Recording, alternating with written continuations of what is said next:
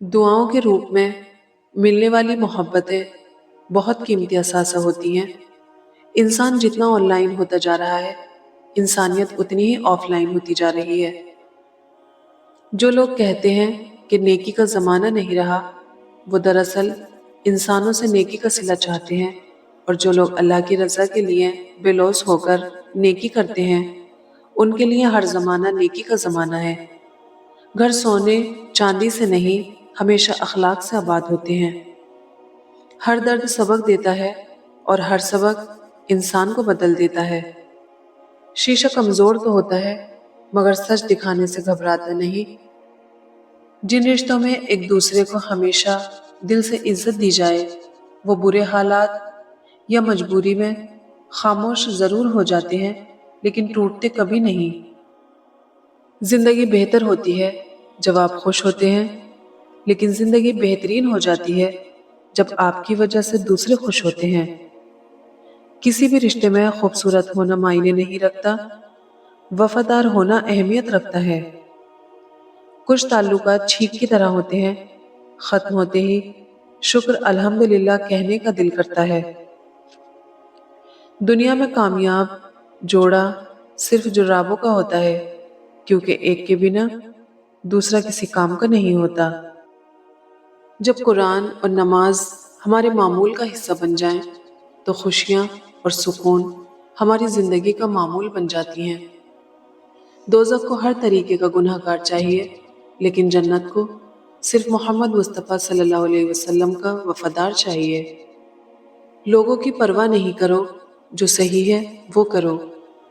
اچھا ضرور بنے، مگر ثابت کرنے کی کوئی ضرورت نہیں۔ خدا سے ڈرنے والے کی زبان گونگی ہو جاتی ہے۔ اسلام نے عورت کو گھر کا چراغ بنایا ہے، محفل کا نہیں۔ سوشل میڈیا سچے مسلمانوں سے بھرا پڑا ہے، بس مسجدیں ہی خالی ہیں۔ ہم اس دور میں جی رہے ہیں جہاں عمل کرنے سے زیادہ فارورڈ کرنے میں ثواب سمجھا جاتا ہے۔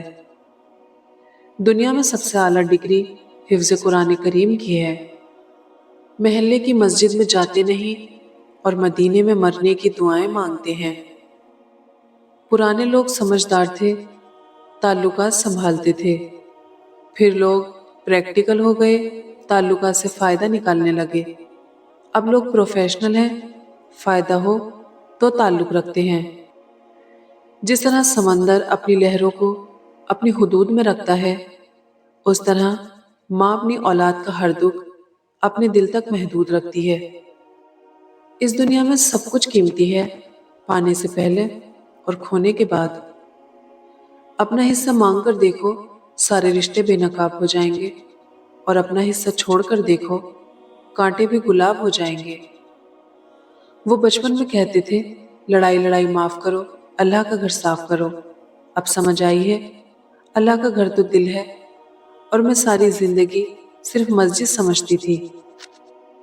اگر ہم سے غلطی ہو جائے تو ابلیس کی طرح دلیر نہیں ہونا چاہیے، بلکہ معافی مانگ لینی چاہیے، کیونکہ ہم ابن آدم ہیں، ابن ابلیس نہیں۔ جسے نماز پڑھ کے بھی سکون نہیں ملتا، اسے چاہیے کہ سکون سے نماز پڑھا کرے۔ اگر ہمارا اخلاق صرف من پسند لوگوں کے لیے اچھا ہے تو ہم صرف موقع پرست ہیں، خوش اخلاق نہیں۔ وہ ایک انگلی جو مشکل وقت میں آپ کے آنسو پوچھتی ہے، ان 10 انگلیوں سے بہتر ہے جو آپ کی کامیابی پر تالیاں بجاتی ہیں۔ لوگ اچھا پڑھنے اور اچھا لکھنے والے کو قابل کہتے ہیں، جبکہ قابل وہ ہے جو اچھا سوچے اور اچھا بولے۔ جیب میں وزن ہو تو بات میں بھی وزن آ جاتا ہے، پھر اور لوگ بکواس بھی بڑے اہتمام سے سنتے ہیں۔ رشتوں کا ایک روپ مطلب پرستی بھی ہے۔ کٹ پتلی کی طرح جی حضوری کرتے رہو تو سب ٹھیک، ورنہ رشتہ کچے دھاگے کی طرح ٹوٹ جاتا ہے۔ لفظوں کے زخم جھیلنے کے بعد بھولنے کا فن یا تو پاگل کو آتا ہے یا کامل کو۔ ہر انسان الگ ہوتا ہے، خود کو نکھارنا اور سنوارنا اچھی بات ہے، مگر یہ سب اپنے لیے کریں، کسی بے پرواہ انسان کے لیے نہیں۔ قابل ترس نہیں، قابل رشک بنے۔ ہمیشہ مخلص رہیں، آپ کی موجودگی وقتی ہو سکتی ہے مگر کردار اور رویے دائمی اثرات چھوڑ جاتے